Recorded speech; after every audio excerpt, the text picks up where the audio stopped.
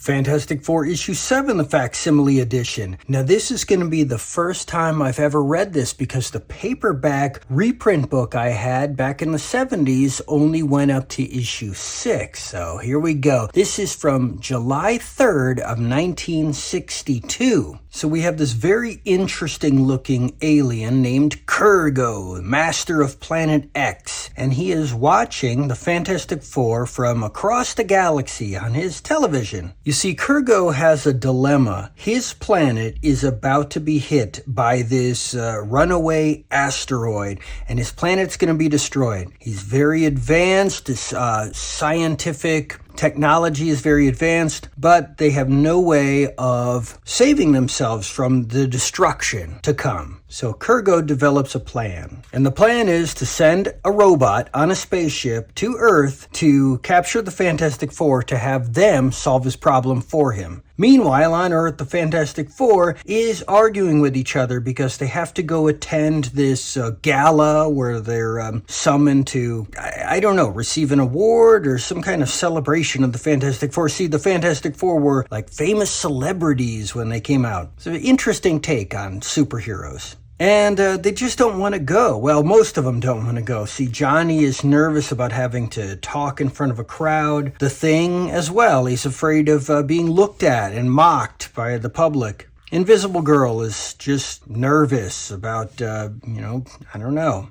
Looking stupid, I guess, for whatever reason. Reed, of course, says, we're going anyway, so just suck it up. Johnny goes to take a shower. The Thing plays a prank on him, and, chaos ensues. And check this out. Reed coming through the vent as a pancake face. Pretty funny. But it's the normal family dynamics we've come to know and love of our fabulous FF. But here comes Kurrgo's robot spaceship from Planet X. They're picking it up on the radar. Meanwhile, in the Fantastatub, they are racing off to go to the gala celebration. Scrambled jets to take down the UFO to no avail. He lands, robot comes out, and he sets up his dread machine. And the FF continue on to the Capitol. And here they are. They're basically just fawned over. They're on film. They're not really having to give a speech or anything. They receive an award. None of them are embarrassed. They go, I guess this wasn't so bad. In the meantime, the robot turns his machine on. It sends out this hum across the world, which causes everybody to just become angry with each other. All the way to the Capitol, where they turn on the Fantastic Four. Frightened, they're now on the run.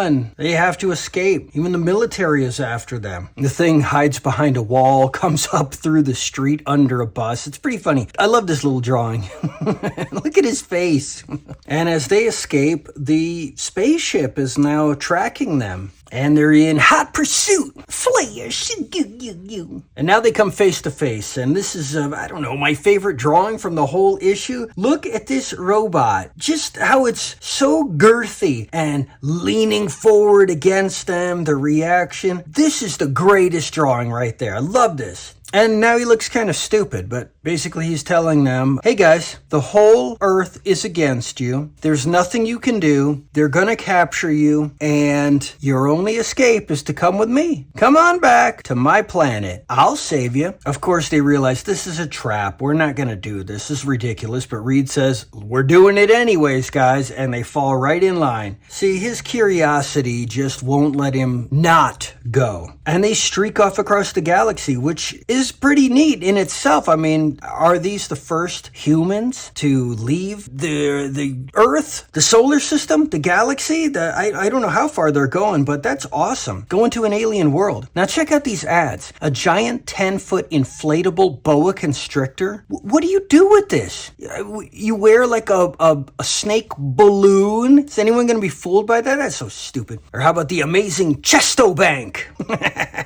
Okay, wow. Talking about great illustrations. Look at when they arrive at the alien world of Planet X. They're floating down on this anti-gravity beam down into this awesome city. Check out the perspective, the floating aliens. It's crazy. I love it. Look at his face. That's awesome. The alien world walking along these, I don't know, it's like a floating train of gold balls. Anyways, so he's explaining to the Fantastic Four, our planet is about to be destroyed. Only you can save us. And now you're trapped here with us. So you better save us because you're saving yourselves as well. Otherwise, we'll all die together. You're welcome. The Thing, of course, is pretty pissed off. He attacks the robot, can't do nothing, gets tossed away. Johnny tries to go supernova for the first time, and his sister stops him. Why? Well, Reed says he would have blown them all up. Is that really what would have happened? I don't know. I wanted to see it. But anyways, they got to get to work. So Reed has a plan. Show me to your most modern lab. Let's check out the letters page real quick. So here's someone who wants to know what the Fantastic Four, especially the Thing, was like before they became a team. And they say, hey, you know what? Maybe we'll write a story about that. Well, they never really did. Well, at least Stan didn't. But many decades later, in the 2000s, they started to come out with a few comics here and there that tell their backstory. And it's a bit different than the way Stan says it here. Basically, he's saying that Johnny and Sue are brother and sister. Of course, we know. Reed is just a friend of Sue's. And Ben, he's just a guy they hired to pilot the ship. That was it. Like, they didn't know him beforehand. That's not really the case anymore, I don't believe. I think they were longtime friends as well. Anyways, maybe I'll have to get some of those backstory issues and find out. In fact, I have some, just haven't read them, but more on that in the future. Now, here's a guy saying that Human Torch is your best character. He deserves his own comic. And they say, hey, heads up, there may just be one coming. And I'll tell you a little bit more about that in a second, because they say, don't miss Strange Tales issue 101. There's a reason for that. Back to the story, Reed is hard at work. Check out all the machinery. So Johnny is welding. The Thing is carrying heavy equipment. I like how they all work together. Sue is worrying like women do. Only a few hours remaining, Earthling. Hey, you're just in time, Kurrgo. I've finished. Here we go. And this is his plan. We're going to shoot these canisters off, and the gas that comes out shrinks your people down. We can shoot the canisters off all around the world. All billions and billions of the inhabitants of Planet X will then walk through the gas. They'll shrink down. Somehow they'll all get back here to the one rocket you have, and they'll climb on board and fly off to safety, all in just a few hours. I don't even think you could shoot canisters around the world in a few hours and hit the targets, let alone every single inhabitant walk through the gas and then now microscopic in size, even walk up the ramp to the rocket, let alone fly back to where the rocket is. But hey, I'm nitpicking. It's kind of a neat idea. In fact, where does Reed get this shrinking gas from anyways? Well, according to Marvel Saga issue 5, Reed is the only other scientist in the world that Henry Pym has entrusted with his shrinking formula that allows him to become Ant-Man. Well, the way they agree to this is Reed says here, I've got another canister. When you get to the planet that you're all going to escape to, break that canister open and you can all walk through the gas as you leave your ship and you'll grow back to regular size. Kurg says, great, take our other ship and fly back to Earth. Thanks.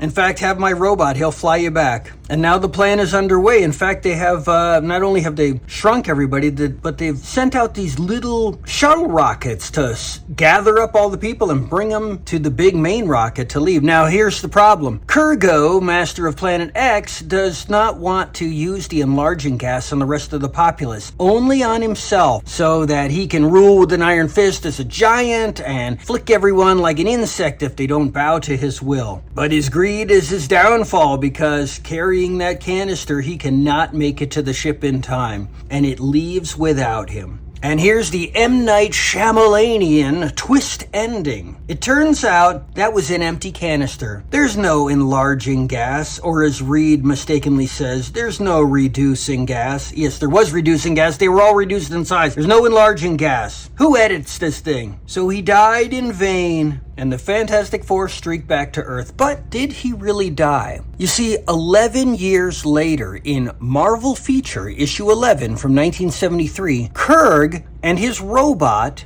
make a return. They team up with the leader and pit the Hulk versus the Thing. I'll have to get that comic to see if they explain how he survived the destruction of his own planet. And in these last 52 years, he's never made another appearance, so I'm very curious. Now, they've used the name Planet X before. In fact, Groot said he was from Planet X, which is not this same planet. So they've gone back to retroactively change some of these things, and in the official handbook of the Marvel Universe, issue 12 from September of 1983, they said this is actually not Planet X, it's called Xanth, and the inhabitants are the Xantha. So, I don't know. Whatever. More ads, and we come to the end of the issue, but what else was going on at the time? Well, in the world of Marvel, on shelves, along with Fantastic Four issue 7, you could get Journey into Mystery issue 84, which was the second story with Thor. You could get The Incredible Hulk issue 3, which was the third Hulk story. You could get Gunsmoke Western issue 72, and Love Romances issue 101. Also, you could get Millie the Model Annual number 1. This was the first annual from Marvel Comics. And what was the other first annual from Marvel Comics? It was Strange Tales Annual Issue 1. And that reprinted pre-Fantastic Four monster stories. Now, I had mentioned in an earlier video that I wonder when the tradition of annuals began for comics. Well, I found out. Right there in the beginning, the year after Superman came out, in 1939, when Superman got his own comic, he had basically an annual. It was the World's Fair Comics from 1939. It was a Superman comic, but it was a once-a-year comic that started then. Big, thick, 72 page or something comic with mostly reprint stories, one new story in it, and it was followed the following year in 1940 with another World's Fair comic, and that one had Superman, Batman, and Robin. The year after that, 1941, it became World's Best Comics, which also had Superman, Batman, and Robin, and that became World's Finest, which continues till today. I get World's Finest every month, which is a Superman, Batman team-up comic. From All American Comics, you had the Comic Cavalcade, which had Wonder Woman, Flash, and Green Lantern before they were absorbed by what would become DC Comics. From Fawcett, you had America's Greatest Comics, which was an annual that had Captain Marvel, Bullet Man, and all their other characters, which, DC Comics acquired Captain Marvel, Shazam. And you had other annuals from companies like EC Comics,